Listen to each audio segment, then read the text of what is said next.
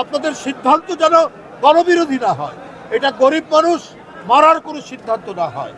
সীমিত আয়ের মানুষ আরও বেশি নিপীড়িত হবে। এমনিতে প্রতিদিন নিত্য প্রয়োজনীয় জিনিসের দাম বৃদ্ধি পাচ্ছে, চালের দাম কমাতে পারেনি, যেখানে মানুষের মোটামুটি পেট ভরবে তার দাম কমাতে পারেননি। তার উপরে যদি আপনার এই সিলিন্ডারের দাম বৃদ্ধি করেন, সিলিন্ডার গ্যাসের দাম বৃদ্ধি করেন, এটা মরার উপর খাড়ার ঘা।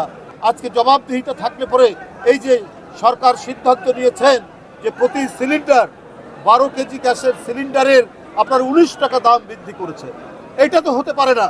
এটা যারা সীমিত আয়ের যারা মানুষ, যারা নিম্ন আয়ের মানুষ, যারা গরিব মানুষ, সিএনজি চালক, রিক্সা চালক, ছোট ছোট দোকানদার, তাদের উপরে তো ভয়ঙ্কর চাপ পড়বে।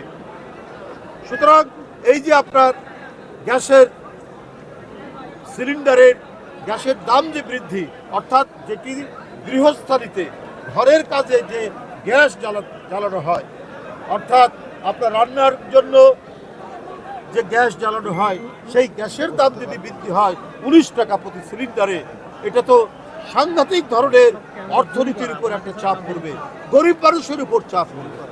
এটা সম্পূর্ণ অযৌক্তিক, এটা গণবিরোধী। আপনার নির্বাচিত সরকার থাকলে এই ধরনের পরিস্থিতি আপনার হবে না। আমরা গণতান্ত্রিক রাজনৈতিক দল অন্তর্বর্তীকালীন সরকারকে আমরা সমর্থন দেই, এখনও সমর্থন দেই, কিন্তু আপনার মনে রাখতে হবে আপনাদের সিদ্ধান্ত যেন গণবিরোধী না হয়, এটা গরিব মানুষ মারার কোনো সিদ্ধান্ত না হয়। সীমিত আয়ের মানুষ আরও বেশি নিপীড়িত হবে। এমনিতে প্রতিদিন নিত্য প্রয়োজনীয় জিনিসের দাম বৃদ্ধি পাচ্ছে, চালের দাম কমাতে পারেনি, যেখানে মানুষের মোটামুটি পেট ভরবে তার দাম কমাতে পারেননি। তার উপরে যদি আপনার এই সিলিন্ডারের দাম বৃদ্ধি করেন, সিলিন্ডার গ্যাসের দাম বৃদ্ধি করেন, এটা মরার উপর খাড়ার ঘা ছাড়া আর কিছুই নয়। বন্ধুরা আমার, আমি বক্তব্য দীর্ঘায়িত করব না। আমি আজকে মানিকগঞ্জ নবগঠিত আহ্বায়ক কমিটি রীতা আপার নেতৃত্বে যারা পুষ্পার্ঘ্য দিলেন, যারা এখানে ফাতিহা পাঠ করেছেন, সেই নবনির্বাচিত নেতৃবৃন্দকে আমি প্রীতি এবং শুভেচ্ছা জানাচ্ছি।